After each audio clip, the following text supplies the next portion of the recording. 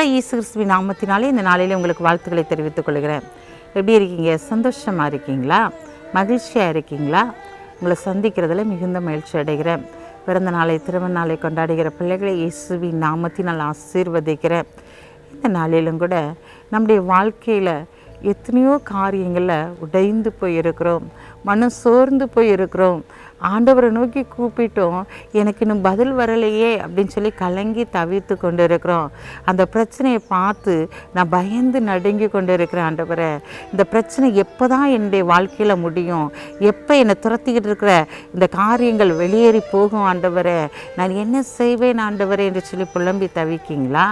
இன்றைக்கு ஆண்டவர் சொல்கிறாரு, நீங்கள் பயப்படுகிற அனைத்து காரியங்களும் இந்த நாளில் உங்களை விட்டு ஓடி போகும்.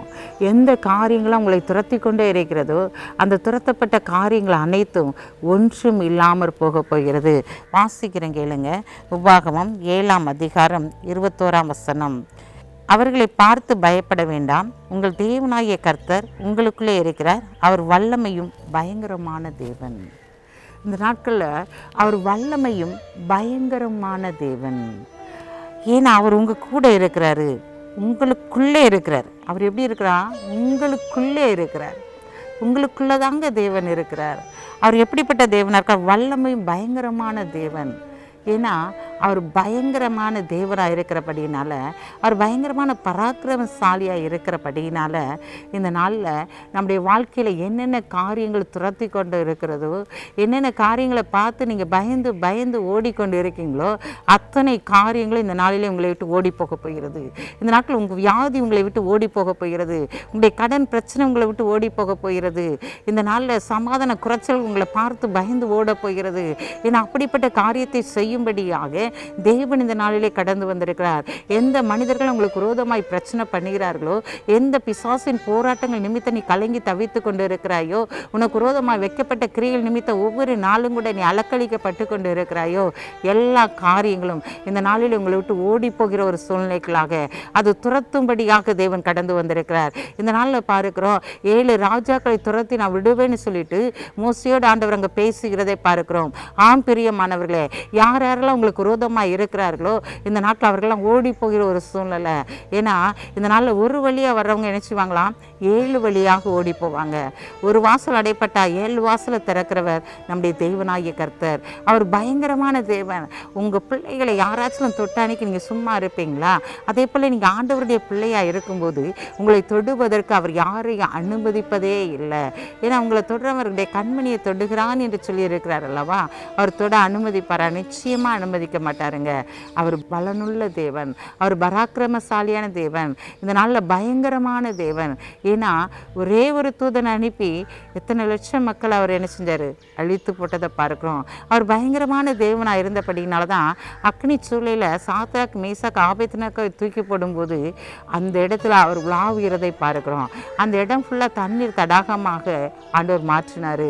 அதனால 3 நபர்களை தூக்கி போட்டால் 4வது நபர் அங்கே உலாவி கொண்டு வருகிறாரே என்று சொல்லி அந்த ராஜாவே பார்க்கிறதை பார்க்கிறோம்.